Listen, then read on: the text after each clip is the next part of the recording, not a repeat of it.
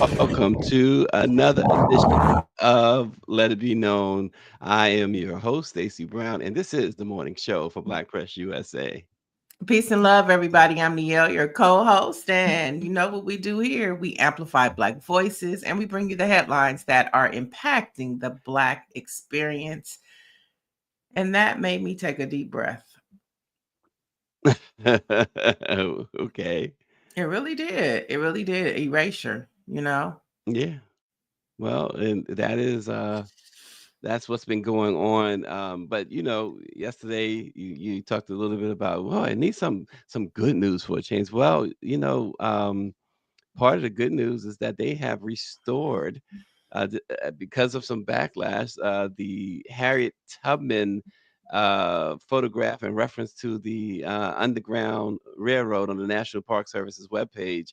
Um, Previously, was it Monday? They had Mm-hmm. erased it, if you will, or tried Mm-hmm. to, but there was immediate. I mean, I know that there was a lot of response to the articles we did on Black Press USA, to the show yesterday, and to other outlets who talked about this, other Black outlets owned who talked about this. So there's some good news for you. For sure, but we got to keep our foot on the pedal because we know over at the Naval Academy, Maya Angelou's memoir has Hmm. been erased, Trayvon Martin books, and we know that they are still trying to erase parts of the Smithsonian African American Museum. And so, one victory does not win the war. We just won a small battle, folks. So keep the pressure up. It's working. Yeah. It's working. Yeah, you have to keep the foot on the gas, as you mentioned it, because they're doing so much, Hmm. right? So that you can't rest. They don't let you rest. No, no. Like I said, you never know how you gonna feel each day under this Trump plan. You just Yeah, don't know because they're constantly picking at us. You know, yeah. like the Supreme Court yesterday. I think we're going to get into that next. So I'm going to let you set that up. Well, are we getting into that? We can get into that right now because go ahead. The Supreme Court. This is the problem I'm having too with all of this when people, when we talk about taking these steps forward, because at the end of the day, Mhm. this guy still has the Supreme Court in his back pocket Some would say by until the proven kahunas. otherwise. Some would By say by the kahunas. they have no kahunas. Oh, okay, I like that even better because they really But don't. They don't. they send the man. So the case that obviously you're referring to, this and the man from Maryland, they deported him or detained him and sent him to the El Salvador prison. So this El Salvador prison is known as the worst in the world, right? And how they treat you. And Trump has expressed again the desire to send American citizens there as well. How you are treated, it's your worst nightmare of a prison on crack. I mean, or speed, or however you want to put it. And so they sent this man, innocent man, over, U.S. citizen. Let's say U.S. U.S. citizen. citizen, and Trump's folks was like, "Well, how do you know he's not a criminal? You don't send somebody to prison, particularly in another country, Right. not knowing he's a criminal or not. And there's no evidence that he's ever participated in anything criminal, by the way. So the courts had ordered that he be immediately returned. Well, Trump went to the Supreme Court to block that order, and the Supreme Court sided with Trump. Right, right, right. And we should all be scared. Everybody should be scared because that means that we're all subject to be scooped up, Hmm. taken to another third world country, Hmm. and have no recourse or way to get back until the Trump administration decides to make that happen. I read a headline this morning about a 79-year-old man who was allowed to come over here for ICE picked him up. And so we definitely have to be, and this is where Black folks, this is where it starts to become our fight because this could happen to us.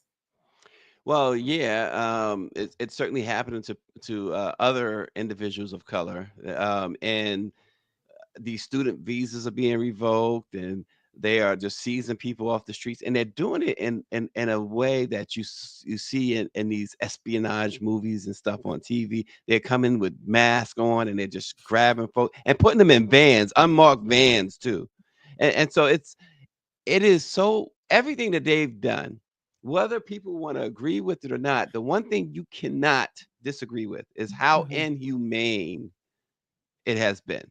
Mhm. Mhm. And it's And scary if because now if you travel, you know, you may if not we come back. decide to go to Africa, if they might start looking at our social media and picking on They us. said they would do that. They Mhm. absolutely said that they would do that.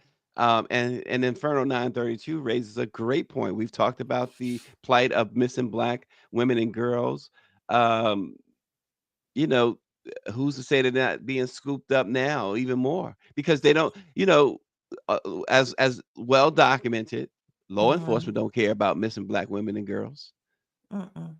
Congress That's been doesn't care proven. about right. Congress doesn't care about them. So, Right. they could just add to the total and not bat an eye. Right, right. And we know that one of the lawmakers, Congress members, is pushing for a bill. So I think it's by 2028 to have TSA dissolved and have private companies, man the airports. I mean, that right there is frightening to think about because look at the Trump administration and who's in charge. Who is going to be this private company? Mhm. Mhm. And there's a scary thought too that Inferno 932 puts up. A lady in the Memphis area was her home was raided by unknown police, and Memphis police have denied knowing about the identity of these unknown police. Mhm. Um, and again, these so it's not just ICE, but they're deputizing citizens in certain areas, deputizing white supremacists. Let's call it what it is, and they're sending them in, putting the mask on their faces, and they're taking people away. This is what's going on here. And the question becomes, um, with that type of behavior, with the stock market, with everything, what's the end game for Trump? What is it real? Because it's not just one thing he's after. Obviously, obviously we know he's after his enemies. He doesn't like Right. black people. He doesn't like women. Um, he doesn't care about women's rights. What's the end game? Does he have one or is he just trying to live out the last of his year's fantasy? He's planning a big parade on June 14th, a The White House military has parade. denied that, but yes, he talked about it during his first term. But Yep. I think you hit the nail on the head already. I think he's got he's probably doesn't have too much. Like he's 80 years old, and so this is his fantasy, Yeah, it's a and he's living fantasy. out his fantasy at the expense of everybody. And so yeah, and Project 2025. This is totally all of this is Project 2025. Right, right, right. And like I say, there are three different things going on in that White House. You have the Project 2025 group, who is the think tank, who is actually, the broader issue with white folks in this country, that whose ancestors were Klansmen and slave owners, and they want to take us back.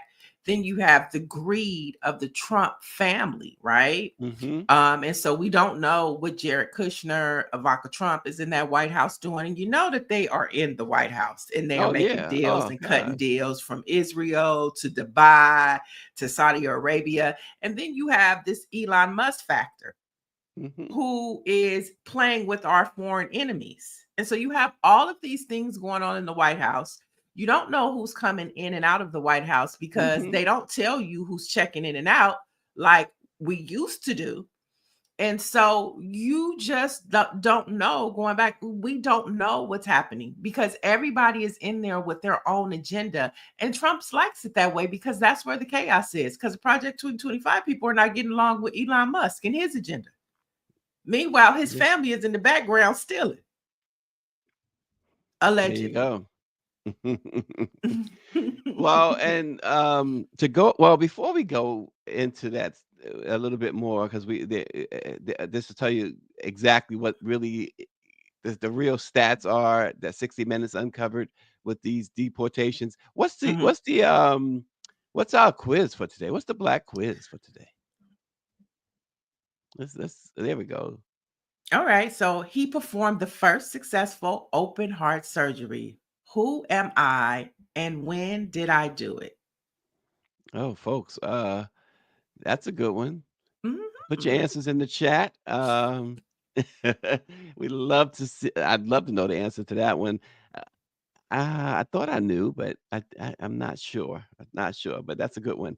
So we look forward to your answers. We'll tell you. I guess she'll reveal the answer to us soon enough. But so 60 Minutes, Neil, Mhm. dug into the alleged criminal histories of the 238 Venezuelan migrants who have been imprisoned by Trump in El Salvador. That horrible prison there Mhm. is called it's a mega prison, and they found of the 238, 75% did not have a criminal record.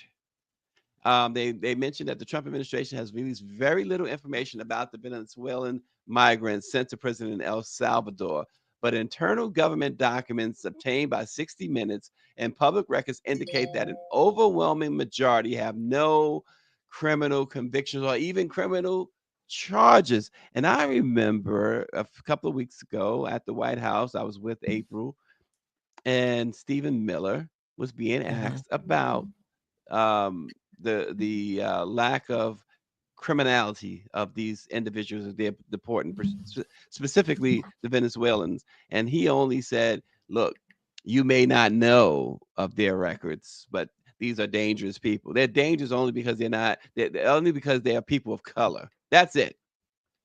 And That's the it. premise is mine. Yep, that is it. But the fact that 75% of them um have no criminal record, and at least 22% of the men on the list, um, they say may have some sort of record here in the United States. But and all of that is for non-violent offenses like shoplifting, theft, trespassing. About a dozen are accused of murder, rape, assault, and kidnapping. So about 12 of the 238. Okay. For 3% of those deported, it is unclear whether a criminal record exists at all. That any minor, when they say that, they're talking about any minor infractions. Mm. So, bottom line is 60 Minutes says we could not find criminal records for 75% of the Venezuelans. 179 men are now sitting in prison that apparently don't have any type of criminal activity at all. So I see some of the guests coming. They're guessing Ben Carson is one, Daniel Hale Williams in 1893. Mm. A couple people, Y'all well, actually Googling. three Y'all folks. Googling. Are they Googling? Some of them is Googling. Are you Googling? Don't be cheating. That's cheating. I mean, that's not cheating. That's what you call research. That's research. Okay. And there's a shot of just a little of what goes on in that Venezuelan mega El Salvador, I should say, mega prison. Um You you know and you know go ahead. Maxine Waters always said, follow the money. So I Hmm. really would be interested to see, because there is a cost for us to do this with the El Salvadorian government. There's some money exchanger. I wonder if our privatized prisons are involved, like Geo Core Civic. I Somebody's wonder getting paid. what is Somebody's getting this paid. really about? Mhm. Because it's not just about, safety and immigration reform. And so Mhm. I hope we can take a deeper dive to see, to follow the money. As Auntie Maxine always says, follow the money. And I think we'll get more to the truth of what this is really all about. Chris says look like the Holocaust to her. Mm. I mean, that is Um just, look at, I mean, America. We are supposed to be the land of the free. That does not look like. Well, that's the El Salvador prison, though. No, I know, but Oh these yeah. individuals were over here in the land of Hmm. the free, and I just that right there, it's Hmm. gonna come back to us, right? It's gonna come Hmm. back to us. Yeah, absolutely. Absolutely. Wow. Um, Inferno 932 says Professor Niele. It's not how we get the answer, but it is the I correct didn't say answer. you, I said some. I'm not saying you, I said some. But Greer is her point though, like with the Holocaust, Jewish individuals started disappearing. And so we're seeing that all over again. People are disappearing. Mhm. Yeah. So RNG said he's smart. He graduated from Tugelo, the Hey, I love HBCU it. where education stands above everything. Hey, Um, there is nothing Edge. wrong with the Google search. Okay? Nothing is wrong with it. Okay? Sometimes I do it. I do it a lot to But you fact check. notice, you notice as well, going back for a minute to the El Salvadorian prison, those prisoners sitting there, they all with the white on, the heads are shaved. This is some, this is some revisiting history again, Yeah. Uh, And redoing history. just imagine when in the White House, when they're sitting around having their meetings and they're getting intel about what's happening and they feel like they're winning. Like let that sit in. They're sitting around the table thinking that they are moving a agenda that is good for America and good for white folks. And we're Hmm. looking at these same images and we're either upset, our hearts are breaking. I mean, just two different mindsets. So are white and black and brown, are we just two different types of people? Listen, Look it's at that. look, yeah, yeah, yeah. It's history repeating itself, and that's what they want. But they want, and I think you hit it on the head earlier. I agree. Along with the situation with Project 2025, not only is Trump following that to the letter, but he's getting off on all of this. This is his Mhm. fantasy, Mhm. and Mhm. so here we are. He probably Here we are. sat in meetings with his daddy. When the Klansmen was sitting up talking and plotting and all that, he probably heard stories about what they wanted to do. And now he Yeah. has the power to make it happen. And Mike V says it's only a matter of time before they start shipping black folks to Haiti or some African I just said country that. unknown to them, I a new just said that. transatlantic experience. And just the other day they released a new list of all these countries in which Trump has designated as undesirable and has blocked any immigration whatsoever. And it was like 20 countries, all countries that have predominantly people of color, all of them. So it's just again, I know that we've talked about this before, but it just once again it makes you understand how much of a failure Joe Biden really was.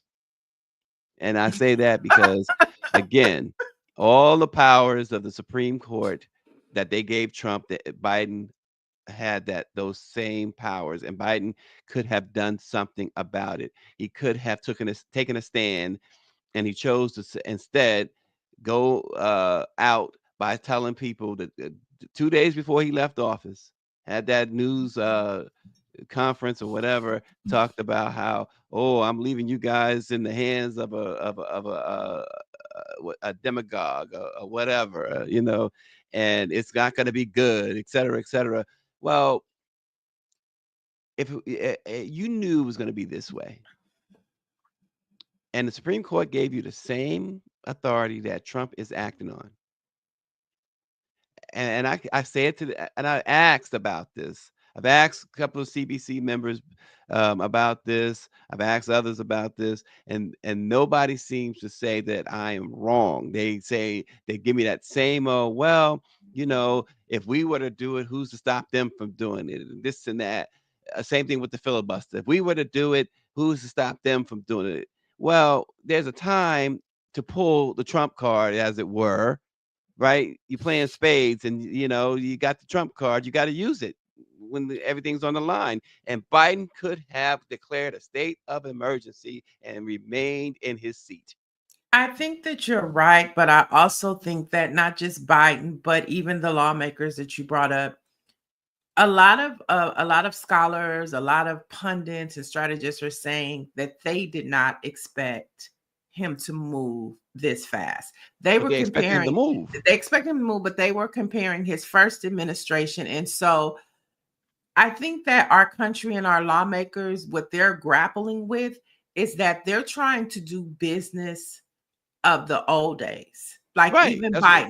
Biden is Mhm. was thinking, okay, peaceful transfer of power. Even Kamala, like, there's certain headlines coming out now that behind closed doors, she was thinking about doing a recount because something didn't seem right. And But I said they that to did Lauren bring it up. Underwood. That's why I cannot respect Lauren Underwood. No, but let me finish my point.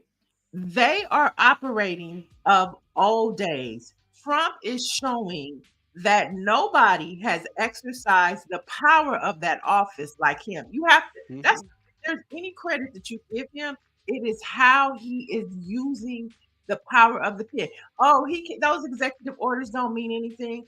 Well, they are meaning something. They are. They're pushing agenda. They are pushing a white agenda, a racist agenda. Are we playing something, Greer?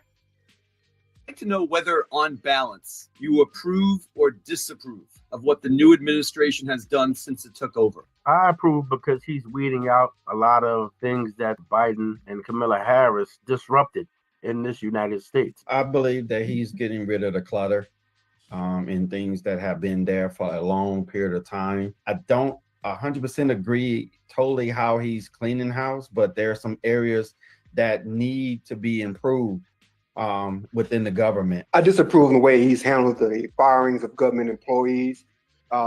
Firing public sector versus the private sector are two different animals.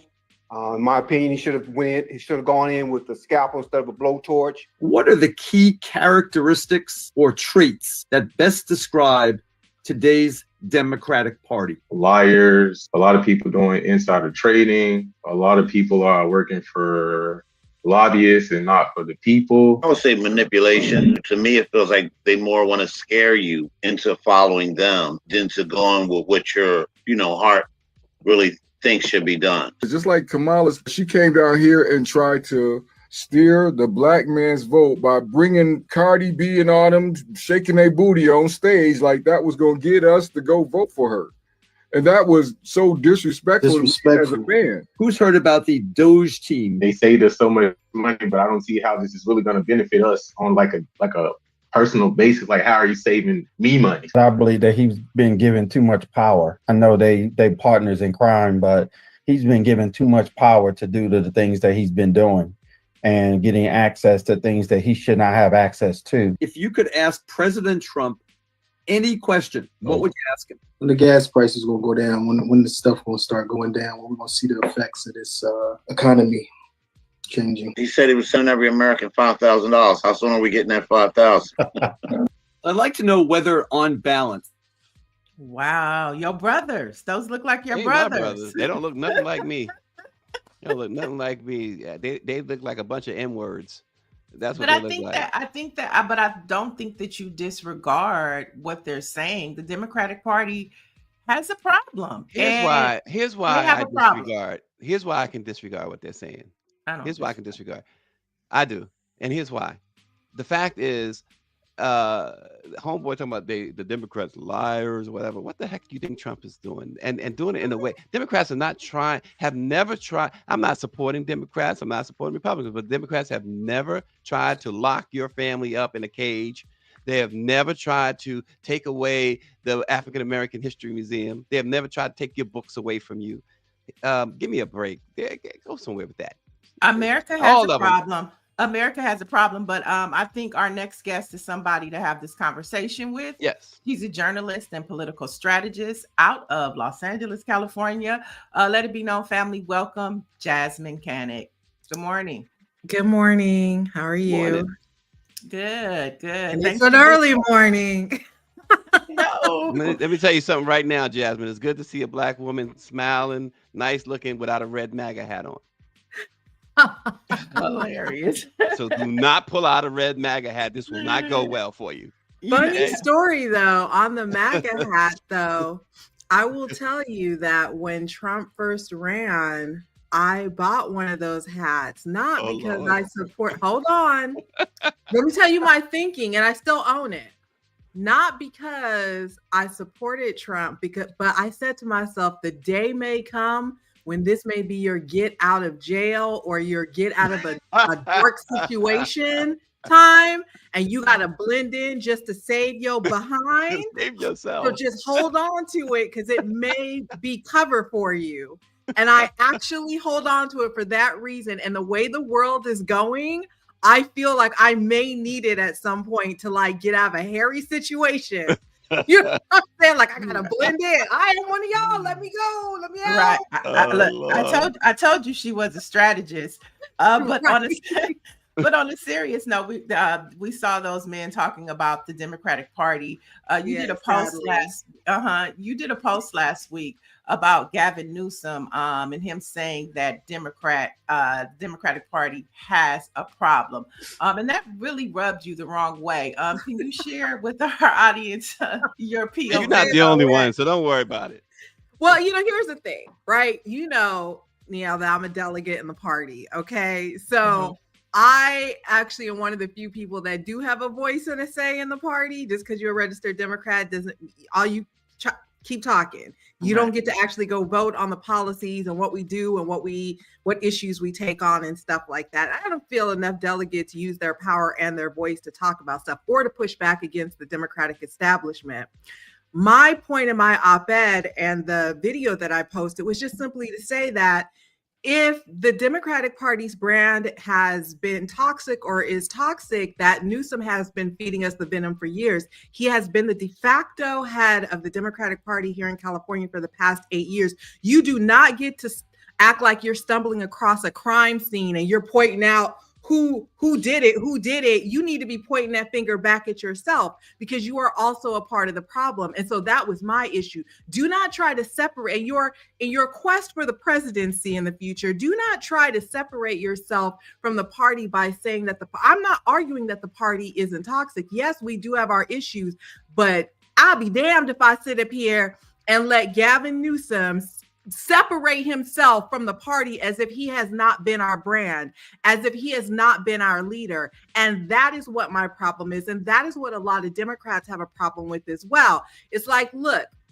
I'll give you a perfect example. In the state of California, as in most states in this union, the governor has the actual say-so on who gets a pardon. We hear it all the time. Pardon denied, pardon given. Well, here in California, whenever Gavin likes to deny a pardon, one of his main or three of his main reasons, it's early, I'm still drinking my coffee. Three of his main reasons: you didn't take ownership of your crime, you didn't show remorse for your crime, and there's another one, but I can't remember. But those two will be suffice for this point. The point is, do the same thing here. Take ownership of your crime.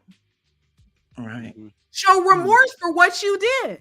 But instead you want to go and put and blame the voters and blame the party, which you have been the de facto head of. And so, people always ask me, and they always say, oh, you speak, so strongly about the Democratic Party and, blah, blah, this and blah, blah, that. Yeah, I do. I get to do that because I'm a Democrat. So I am who better to give criticism about the Democratic Party than Democrats, right? And as long as the majority of Black people in this country are registered Democrats, I'm going to always be a registered Democrat because I'm going to be where my people are at, right? But that does not mean we do not hold them accountable, that we do not hold their feet to the fire. And we have less than 2 years before 2026. And then we have 2028 to get our act together. And we're not doing that right now. We're sitting up here letting Gavin Newsom label our party as toxic. And it's like, no, Gavin, no. You're the one that's toxic. You are the one that helped create what the Democratic Party's brand is today. And so you have to take ownership of that before you start your triumphant run for the presidency. And I'm just really disappointed in him and his audacity, you know, to say that about a party that he has helped so much, particularly in California, shape. Right. Jasmine, does that concern you and other Democrats? We've seen Joe Manchin pretend to be a Democrat. We've seen now Democrat name only. Right. We see Fetterman pretend to be a Democrat. Dino, and now some folks, even in the chat right now, are questioning. Some even has gone as far as saying that one person says he went MAGA, that Newsom went all MAGA the other day. How much of a concern is that? Because there is, as I just pointed out, recent history of this type of behavior in the Democratic Party. Yeah. So what I'm seeing, what I see in Gavin Newsom is someone who wants to run for presidency. I think everyone can see that he is running for president. I think that's it's like, just say you're running for president. Quit with the whole, I'm just being the governor, I'm not focused on that. You absolutely are focused on that. And I think there's this thinking that Democrats need to even more compromise themselves by moving towards the middle on issues in order. And again, I don't think this is for the party. This is for Gavin, to benefit Gavin. Okay. And it's backfiring. It's not working, at least for folks in California who know Gavin, who have had to live under Gavin, who have seen this sort of 180 that he has done since the election. I don't think it will work for him, but what we are seeing are a lot of folks who swore they would never kiss the ring, swore they would never, bow down, slowly making those changes. We've seen it in media. We've seen it in business. We're seeing it everywhere. And of course, I expect to see it in party politics as well. And this is going to be our defining moment as Democrats. Basically, we are going to find out, that whole F around, find out F around. It's early. FAFO. Yes, FAFO, right? We are about to find out with 2026. I've seen very little work done here in California, but nationally around owning what we did, owning what the party did, right? Instead of pointing fingers and blaming everyone else and not really taking a hard look at how we are. One of the things I don't want to say I admire about the Republican Party, but I will say that I notice about the Republican Party is they don't have the same hangups that the Democrats do. So we still clutching pearls, wanting to sit in joint addresses, wearing pink, holding up little signs like, I don't agree with this. And it's like, no. It's 2025. Okay, we need you to bring the same energy that they're bringing. You're bringing a knife to a gunfight. Our party doesn't really fight for us, and we're still caught up in, how do I say this nicely? Again, haven't had all my coffee yet, but it's like, don't be nice. It's thank you for your service. It's time for the next generation. And I got to tell you, as Gen Xers, I'm sorry, millennials and Gen Zers, if you think you're going to step over us after we sat around and waited for these boomers and the silent generation to pass on or, pass the mantle. Pass the baton. Sadly mistaken. But that is part of our issue. And I don't see that with Republicans, right? So I look at a vice president who's the youngest vice president, right, we've ever had. I look at a press secretary, I think, what is Caroline, 27 or something? She's like super young, right? So I see a party that embraces young people, whereas the Democratic Party does not embrace anyone, it seems to me, a lot of times under 50, right? That's a great point. That's a great point. Of our representatives in Congress, and look, no, I respect my elders and I love my elders, but at some point, you got to give it up. And we have a problem with that. As voters, we have a problem with that because, again, people used to complain so much about Senator Dianne Feinstein. And I used to say to people, but you keep reelecting her. Like, Right. you want her to retire? You could have retired her a long time ago. You kept reelecting her because we just keep doing whatever the Democratic Party tells us to. And what I'm seeing more and more of is folks within the party, you know, saying no, like, we're not going to do this. This is insane. What do they always say about the definition of insanity? Doing the same thing over and over again. And so we really need to have a reckoning. And one of the things I promised myself after the November election, after I picked myself up off the ground, was that, you know, I was not going to spend my, 4 years as a delegate sitting at the table, like, yes, okay, I'll vote for this, I'll vote for that, I'll go along with this. No, I'm absolutely not going to go along with it. I'm going to say something, whether I get overvoted or not. I'm still going to lift up my voice and say something about it. And that's what we need more delegates in the party to do at all the different levels, because that's how we end up with the candidates we end up with. That's how we end up with the positions that we end up with, the silence that we get on issues when we should be speaking out about them. So, yeah. That's a lot. No, but I think you bring up some good points, especially when we talk about age and ageism. And when you look at the Republican Party, I never even thought about that. They do allow young people to come in and be a part of the movement. And then I'm thinking of Nancy Pelosi and some other folks. And so great point to bring up. I love my elders. I do too. My grandparents look down on me every single day, and I hope that they are proud. But I think even my grandparents would agree at some point, what do we do in life? We retire. Right. We retire. We pass the baton. And this is the thing. You can't have a legacy if it dies with you. Right. That's not a legacy. Power is a powerful drug. But I want to move on to some more California politics. And let's move to Los Angeles, where there is a recall from Mayor Karen Bass. And I know that you've been boots on the ground. You have a lot of knowledge and understanding about this recall. Can you talk to the state of LA as it relates to a recall with Karen Bass? So I'm going to put it more in a national perspective so that folks, no matter where they're watching, can understand what's going on, because it could be coming to a city near you. This is what's going on. Part of, what do we call it? Project 2025, part of all of what the madness that's going on in DC, there's a whole plan there. And it's not just for DC, it's for states and it's for local governments.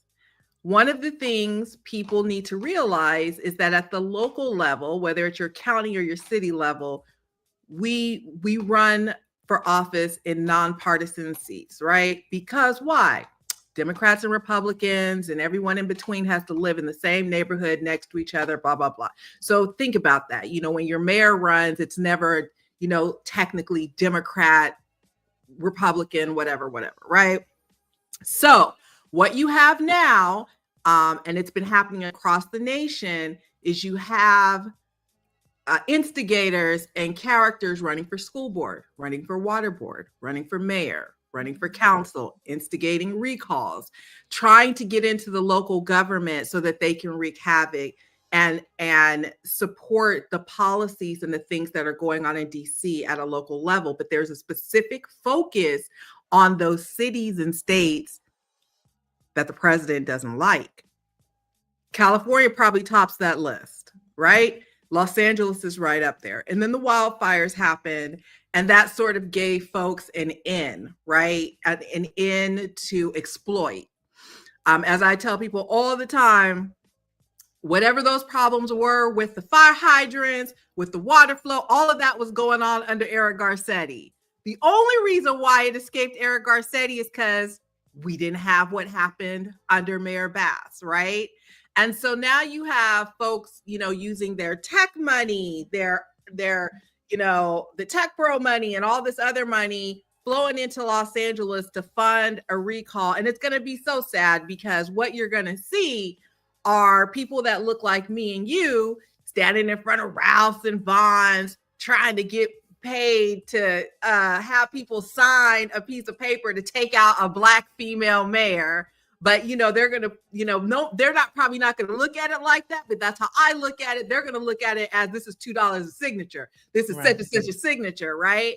But the money is there, and it's coming from those same bad actors. And you're going to see that in a lot of what they like to call liberal cities around the country, where they're either going to challenge mayors, they're going to, run against folks. They're going to try things like recalling. Look, let me break this recall down very, very quickly. If the people who claim so much that it's about wasteful spending and this and that cared so much about that, they wouldn't be doing the recall when we got an election next year.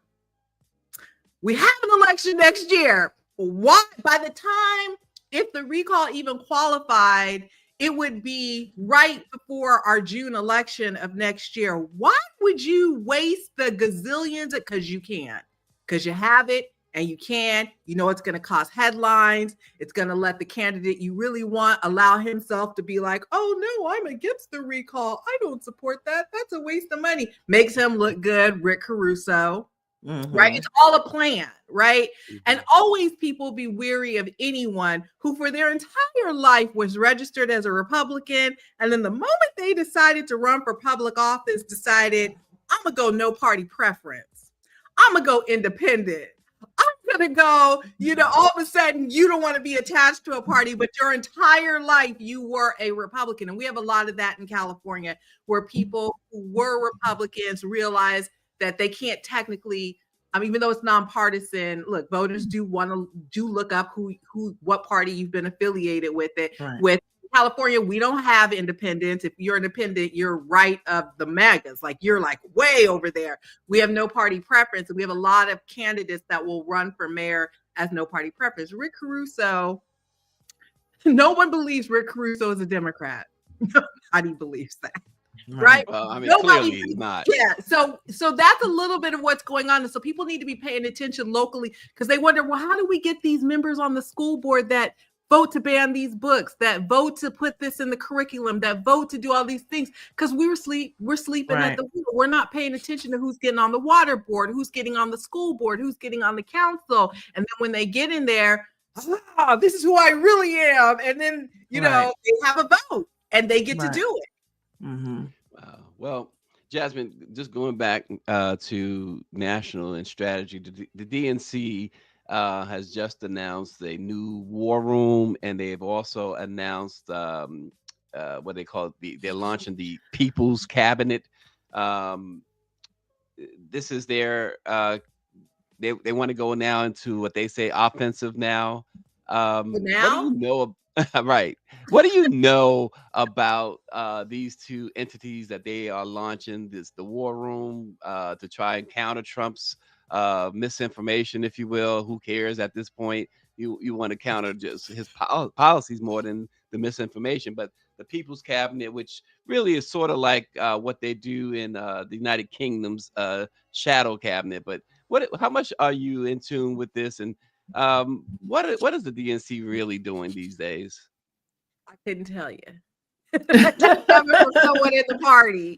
No, I don't know much about it at all. As a matter of fact, when we get off of here after 3 more cups of coffee, I'm probably going to sit down and look that up and see and find out some more about it. there's a lot coming out. The Democratic Party is lost right now. When you think about the Democratic Party, when you think about the party, like if I was just regular Jasmine, wasn't involved in politics at all, I could not point to anybody, any one person in the party who I thought, there's a leader there. You know why? Part of that is because we don't cultivate leaders. You usually got to break out on your own and do your own thing, right? We are a party, and this is something I'll be talking about later this week, Niele. We are a party that has a lot of class issues. We still have a lot of race issues in the party that we try to act like we don't have. And again, we need to have these conversations now. We need to have these fights now. We need to do this now as we prepare to go into 2026. Now, when you tell me that they have a war room and they're going to be, I'm like, well, what have you been doing? If you just now coming up with a war room and the election is over, what have you really been doing, right? And that should tell you something.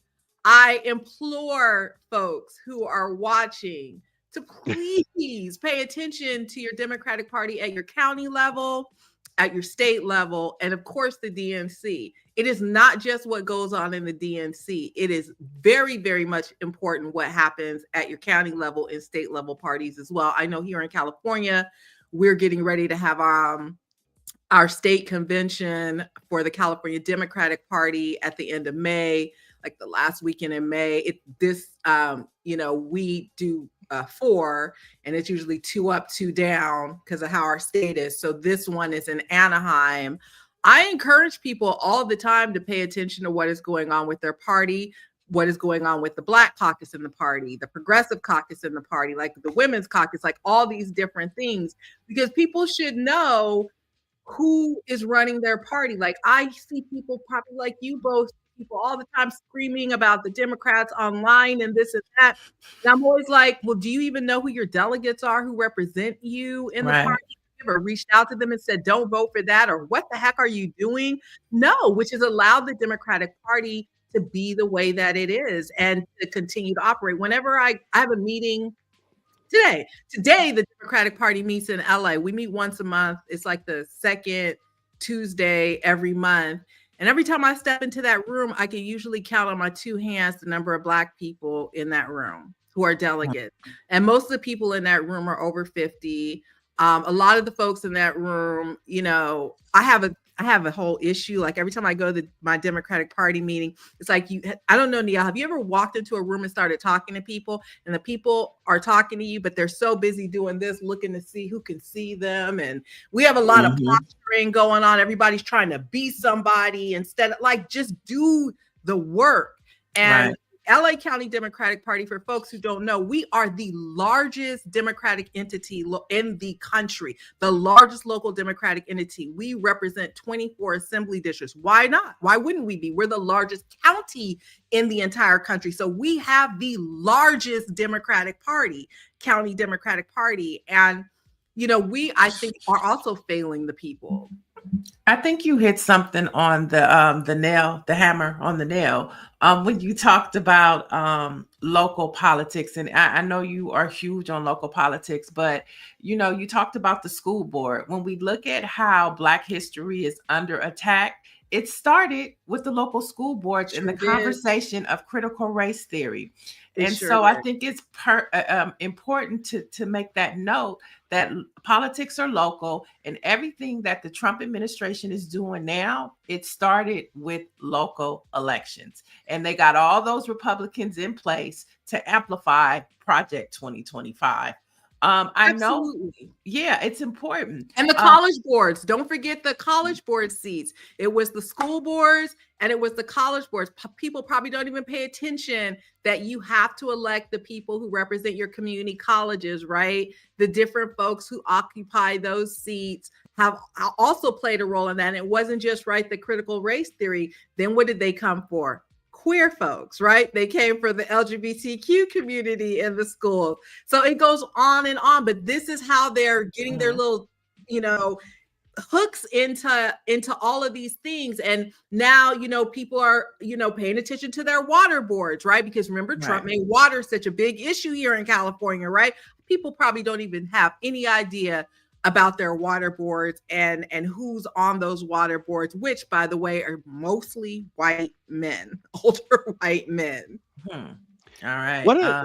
Let me say this real quick, because one of the things I keep hearing, and I'm seeing it in the chat, especially with David Youngblood, and excuse me, I think it's worth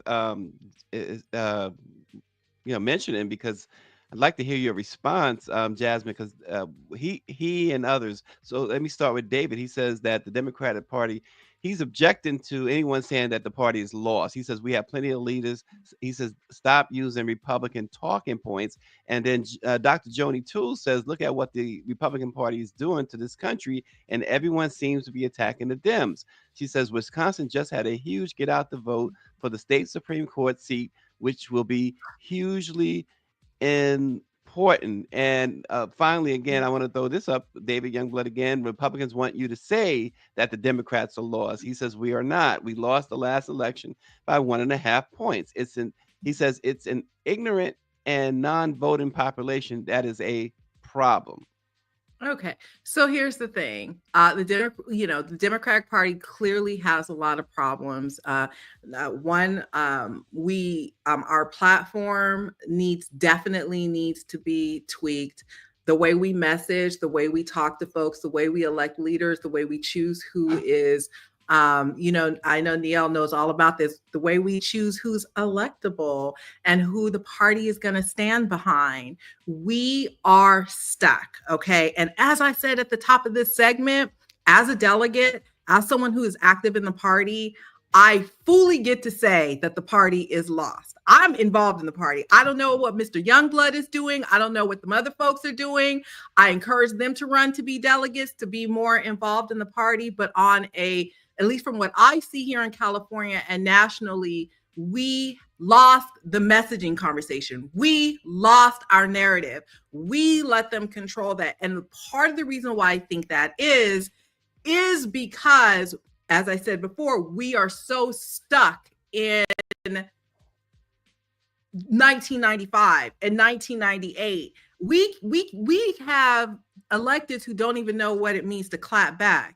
We have folks who don't understand what a rapid response is, and then when they do give their response, it's like I said, to wear pink jackets and sit in a joint address holding up a little sign in protest. That is not the type of protest that American Democrats want to see in 2025. We want folks to bring the same smoke. Civility, sadly, I love civility. I want to be in that kind of world. And it's taken a lot for me to understand that is gone for right now. That right now, I got to bring the same energy that the other side is bringing. I'm not using Republican talking points. I'm using my own talking points and what I see and the work that needs to be done. And I encourage Mr. Youngblood and all the other folks who think the Democratic Party is doing just fine to go to one of their county Democratic Party meetings, go to their state Democratic Party, make sure they're on that mailing list, make sure they're following them on social media, and see what their party is actually doing, and also to step back and to challenge them. My favorite thing to say to people, one of my favorite hashtags that I coined was know your zip code. And I really do mean that. If you know what the heck is going on in DC, but you don't know what's going on in your own zip code, in your own county, in your own city, you got a problem. You have an absolute problem. And knowing what's going on, if you're a Democrat, and not knowing what's going on with your own party, but knowing everything else, you have a problem. You need to expand your purview a little bit, because from that Democratic Party is where everything else comes out of. Your candidates, who get supported, your platforms, your policies, the issues we take up, the issues we don't take up.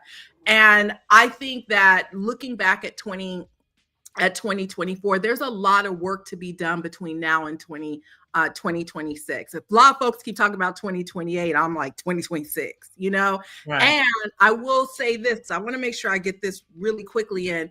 Pay attention to the judges, because if nothing else, have we not learned how important the judges that get into office are, and the roles that they play, particularly in dismantling and breaking down or pushing back against some of the Trump administration's policies and the things that they are trying to do. I heard you earlier, Niele, about how he's using this office and he's taking full advantage and pushing it to the right.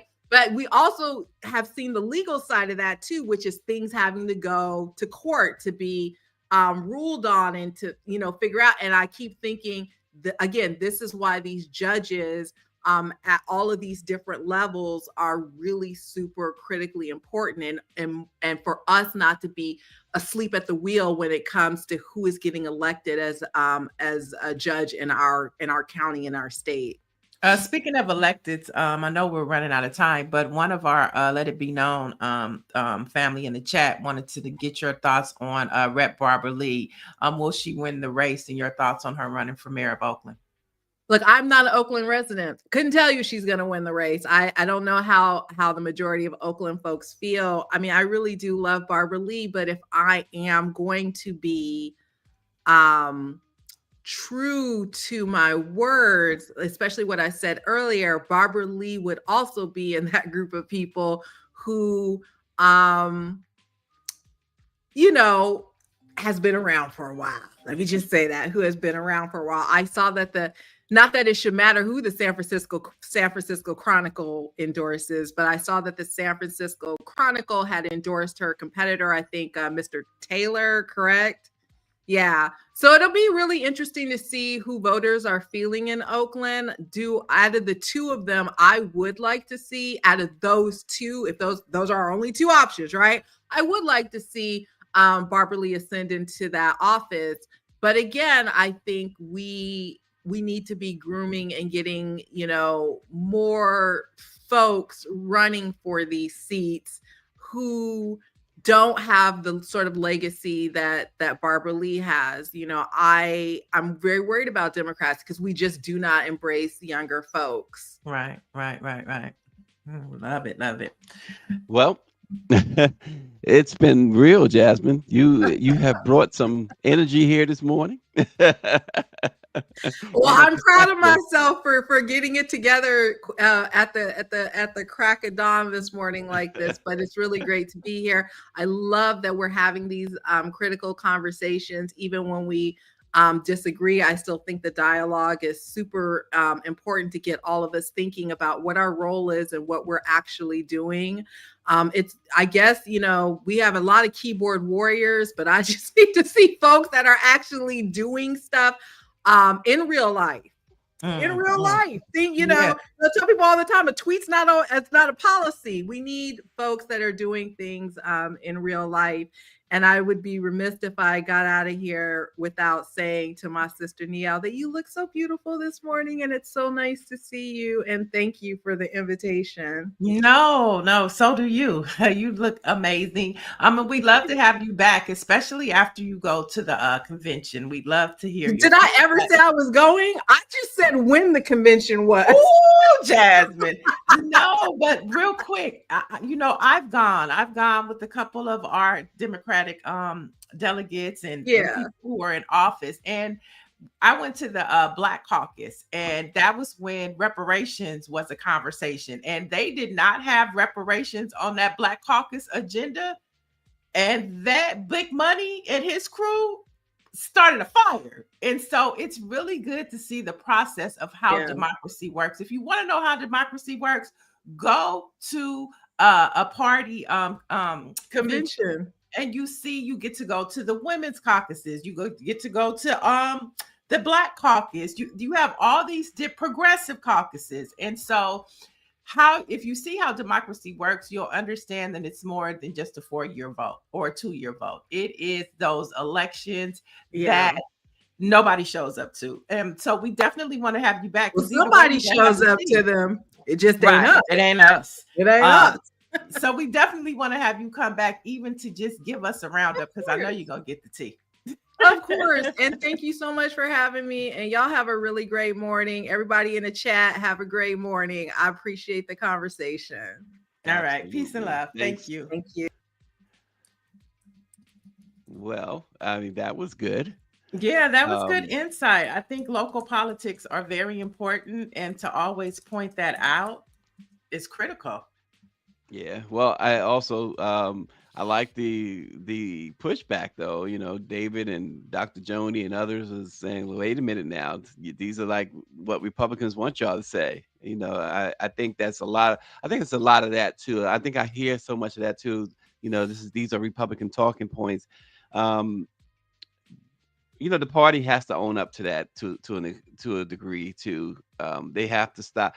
You've put yourself in a bad spot, but you have to stop saying it's okay within these little meetings, private meetings. But it's time. It is. I do think that it's time for them to stop berating each other publicly, saying that as David put it, we're this, we're that, or whatever. No, as horrible as MAGA is, they're sticking to the talking points. Right, but that So generational conversation is real. And I think that you can't discredit that. And I'm not saying yeah, anybody's yeah, yeah. discrediting it, but that generational conversation. And when you look at how the Republican Party is moving, you have to have some type of reference points. You have to look Mhm. at your opponent, your enemy, and see what's working for them and what's not. Even in a basketball game or a football game, you have Yeah, to have but an you can't. analysis. But you can't say it's like a sports team. You can't be on that field and talk about, oh, we're lost. You might feel that way in the clubhouse, But you but you can't on got the to. sideline. Yeah, but we do. We all vote the same way. So we're not on the field, but on the sidelines as we're looking and we're analyzing what's happening, why things are happening. Yeah, you have to point these things out. And I think one of the biggest things that she pointed out was this generational passing of the baton. It Mhm. has been a conversation that I've been in those conversations. I felt that way. The passing of the baton is not there. People do And I not want to don't let think go of that their power. I don't think that David and others disagree with that. I think that what they don't want to see is Democrats publicly going on air saying we're lost. That's their issue. But we are. We lost. No, no, no, no. You No, I lost know the what you're election. saying. No, no, no. But I'm saying in part, that's what I'm saying. We lost, and in a sense, we are lost. In a sense, we have to find our But messaging. Even you say you go off on Democrats all the I'm not. time. That's not. Yeah, I'm just reporting. All the time you do. You do it every day. Right, but I'm reporting. I'm not a Democrat. I'm not a party member. I'm not a delegate. I'm not, a governor or somebody who's running for office. The and I know Jasmine's not running for office. She's a delegate, and I'm not criticizing her. Don't get me wrong. I'm just saying from what I see and what I hear from people like a David Youngblood or Joni Toole, Dr. Joni Toole, is that they don't want to hear from folks like that publicly. We're lost. We don't know what to do. They don't want to hear that, and I Well, I agree with mean, that. well, I think I that they have to, disagree. because I think this idea of part of it is that you have to believe, right? In order to achieve, you got to believe, and you are sending messages that we're lost, and Republicans are constantly pounding you every single day, and they're saying, "See, I told you." You open your mouth and you agree. As a James Club, we're lost. Say that in a meeting. Don't say that on air. You do Is it every what day. you keep saying. I do it every day. But I'm I'm just not. saying, I but don't what have a I'm saying, dog in that fight. criticism, but okay. Okay. I'm saying what they don't. What it seems like you're not understanding what No, I'm I'm saying. What people. understanding. I'm understanding. I'm Okay. understanding. I'm totally understanding, Stacy. So so you believe your opinion is that it's okay to say, hey, I'm lost. We as a party is That's lost. saying that this is not something that people are critical of Hakeem Jeffries. We support Mhm. him, but you're a big critic of Hakeem Jeffries. But you keep talking about me, and I'm talking about the people who are actually involved in this stuff. We're report. I'm a reporter. I'm reporting this stuff.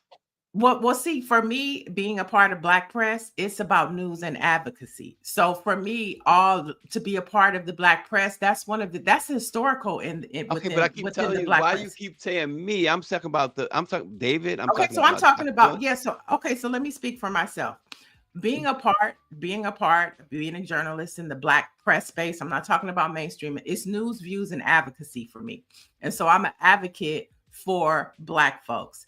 Being an advocate for Black folks, I've aligned with the Democratic Party. If I'm Okay. talking to my people, I should be able to be critical of what I see. I can be critical Right. of the Trump administration, but we can also have conversations about what the party isn't doing. I think they're Mhm. healthy and they are important. And a lot of people, even in leadership within the party, have these same critical issues. Now, the older generation would like us to just don't say nothing. Let's just, let's just move forward. But there is a generation like the Generation X, the millennials, as well as the alphas and all. They feel a certain way. They feel a certain way about it. Right. And to be dismissive and not want to talk about it is a problem. It's not being dismissive. You are missing the point. You are obviously missing the point. No, I'm not. And I think if you understood the point, you would agree. I really do. No, I don't. I don't agree. I just don't agree. I think that it's okay to have these conversations. I think they're healthy and I think they're important. But people are telling you, okay, but people who vote for you guys are telling you these are not healthy. It's not healthy to get out there and drop your head. Your mom used to tell you, your grandparents used to tell you, hold your head up. Democrats are not holding it. And Democrats are out there just with this droop. Oh, we are lost. We are defeated. Nobody wants to hear that. Nobody who's really serious wants to hear that. You could be critical behind closed doors. You don't tell your family business out in the street. They're saying what David is saying is that I don't agree that we are lost. We lost the election by 1.5 points. Stop saying that Republicans want you to say you are lost. They want you to say that. You're missing the whole point of the conversation. Did you hear what she said when she said she walked into the Democratic? Let me finish. I just let you talk. When she said she walked, you're talking about what we're saying is there is a fundamental problem within the party. Correct. There's a fundamental party. Nobody disagrees with that. When somebody says they walk into a room and all of the delegates, 90% of them are white folks. Why can't we have this conversation on a Black program? That's not what anybody is saying. David is not saying that. Dr. Joni is not saying that. I'm not saying that they did. I'm just saying that there is a disagreement in the approach to addressing the issues within the Republican Party. Some people say you shouldn't say it. Other people feel differently. Okay, no, what I'm saying is that I keep not just from our chat here, but I see it on social media. I hear it on news. People that I hear that say that they are supporting or vote for Democrats, they don't want to see Jasmyne Crockett, who doesn't do that. They don't want to see Jim Clyburn or any member, Gavin Newsom, get up there and say, oh, as a party, we are lost. They don't want to hear. They don't want to see that. They don't want to see that. You can speak truth all you want, but truth doesn't always mean that you have to make it so public. I mean, people are upset. The last thing they want to hear right now is that you don't have a plan. The last thing they want to hear right now is that somebody walking around as a Democratic leader saying that the party's lost. So we have to agree to disagree. And we'll leave that there. Stick a pin in it. And let's move on to some quickies. Because we have those today. Yes. Let's lighten up the conversation. With Chaka Khan is set to release an album featuring unreleased songs by Prince. Now, after years of red tape, the diva has revealed that her collaboration with Prince is finally ready for the world to hear. Is anybody ready to hear some Chaka Khan and Prince music? Nope. Maybe Chaka Khan should let that one go. She should let it go. And Chaka Khan 20 years ago, yes. Not Chaka Khan today. Well, I don't want to hear from her. Well, once again, maybe we should keep that to ourselves. Let's not put the Black woman on blast. There you go. No, that was a joke. It was really a joke. But so this music is coming out. I'm sure Prince fans will love to hear it. And this is perfect timing for Chaka Khan. She's about to go on tour with Patti LaBelle. Who else? Patti LaBelle, Stephanie Mills, and Gladys Knight. So it just looks like she's about to hit this promo run and get these checks. She's about to make some money. All right. In more news, Cassie, the ex-girlfriend of Diddy, who was Yep. paid an undisclosed amount, some people are saying up to $30 million. Now she's set to testify using her name in Sean Diddy Combs' criminal trial, which starts next month. Some say she's got up to $100 million in that settlement. Yeah, I haven't heard the 100 million, but And I she's heard going the to be the 30 million. first witness She's the called first in that one. case. Yeah, she's called victim one. They're calling her victim Yeah. one. It's two other victims that will testify. And Combs' legal team is saying that the relationship and aspects of Combs' sex life with women were thoroughly consensual. And so I just Yeah. find it interesting how you do a civil case, and I'm in no way defending Diddy, but you do a civil Right. case, you get the money. Mhm. It's No, settled. I see. Here's my problem. See, yours is a little different. My issue is what I applaud what she did. I applaud what she did because I think when it comes to certain crimes like sexual assault, certainly pedophilia, you should both get the money and the criminal punishment. And Pedophilia is involved in halfway. this case? No, Is no, no, no, pedophilia? no. I'm not Okay. saying pedophilia. Okay. I'm saying from my view, when it comes to these lawsuits and stuff like that, if that perpetrator is guilty, you should do both. And Cassie's halfway home. I can't. I think she might be the only victim at this trial. She might be the only real victim at this trial because I Okay. just don't see, folks. And again, we don't defend Diddy here, but I just don't see, based on what we've seen publicly of these charges. And they just slapped 3 more charges on him a few days ago. I don't see a consent or lack of consent situation here. I see people having sex because they want to have sex. I do not see anybody being forced to do. All I'm seeing is that they saying that, oh, he brought him across state lines. And in Cassie's case, now that's one thing I've said all along. If no other reason why he should go to prison is because what he did to her. And I'm glad for her that she not only got the money, but she's going to stand up and testify in the criminal proceedings. Okay. All right, let's jump into some HBCU headlines. HBCU Beach Day 2024 is in limbo after Jacksonville Beach denies its permit. Now, organizers say they were blindsided by the city's decision just weeks before the April 12th event. And so we know it's spring break time. Oh, we boy. know it used to be Freaknik. Now it's Beach Week or Beach Day. And looks like it's not going to happen for our HBCU students. You mentioned a hot button word for RNG, Freaknik. Freaknik was fun. It was a great time. No cameras. Oh, that was no cell phones. No camera. Oh, okay. So you you went had the video recorders, the big cameras, but no cell phones. And most people were just looking to have a good time and not capture the moment, which made it that much better. Yeah, now the moment anything happens, folks got the camera. Yeah, and it just takes away. It takes away from the experience. I know. Speaking of, Dave Chappelle, when he does his concerts, they give you a bag and you have to put your cell phone in it, and you get your cell phone back after the event. And I think that allows people just to be more free and do what you want. But he doesn't want his material recorded. But I just feel like no cell phones, like when Beyonce and Jay-Z, they do their parties, no cell phones allowed. Just come in, have a good time. You could do the splits, you could do a backflip, you could be in the corner. Diddy didn't allow cell phones. Yeah, private party, have fun.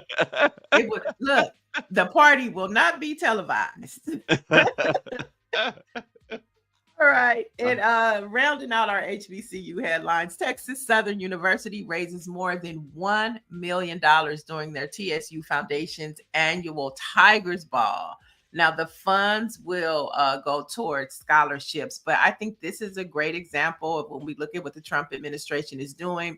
We know he hasn't addressed HBCU funding just yet. But just like these PWIs raise money for their institutions, HBCU alumni should do more in sowing seeds into the colleges. We go to homecoming, we go to spring break, the fall, I mean, the spring concerts, we go to Bayou Classic, but we could be better stewards about our institutions that have sold into us and given us the lives that we live. Yeah, there you go. And then the last headline for today is Florida. The March Madness, it's over. And over. Florida defeats Houston 65-63. And so I think all of the college students should be applauded for giving us such a fantastic March. It was electrifying. And so congratulations go to all the teams that participated, and we wish Juju Watkins a speedy recovery. Yes, absolutely. Absolutely. So it's time to revoke somebody's black card. So I went with and I like the guy, but I had to go with him. And so this is not a permanent revoking of the black card. At least that he needs to serve some sort of time and timeout. Damon Wayans, yes, we got to pull it. In the latest episode, or in the last episode of Club Shay Shay, the two men discussed everything from career highlights to regrets. Well, Shannon hit him with a straightforward question that people wanted to know more details about. And he asked, did you date the same woman as your nephew? Damon said, with no hesitation, doubling down on the choice he made. He says, I was in love with her. That's the thing. Come on. You ain't ever did the Jackson 5. He continued as Shannon Sharp said, nah. He continued, do you know how small the pool is out here in Cali? The dating pool. And this was probably 2001, 2002. He says, I got divorced and I was by myself for 2 years. And then I saw her and I was just like, I'm in love. And I found out my nephew had dated her. I'm like, what's up with that? And the nephew goes, that's you. I go, okay, pass the Cavassier. What? He did say family gatherings is kind of awkward. And of course, folks, come on. He broke some codes there. The fact that they even mentioned the Jackson 5 made it even worse because many may or may not know that the ultimate code breaking was Jermaine Jackson, who stole his younger brother Randy's baby mama and married her and also had kids with her. So the kids are like brothers and sisters and uncles and aunts and Uncle Daddy and blah, blah, blah. But that's a violation. So right now, Damon, we gotta revoke the black card. You gotta. Wow, that's a black card revoke? That's kind of harsh. He's got to serve a suspension for that. He's got. So what? He's just out for the summer? I mean, okay. We got to revisit. We got to revisit. A lot of crazy stuff going on. Got to get the committee together later on. But your nephew's woman. He talking about family gatherings became awkward. No question, no doubt. Is he still with her?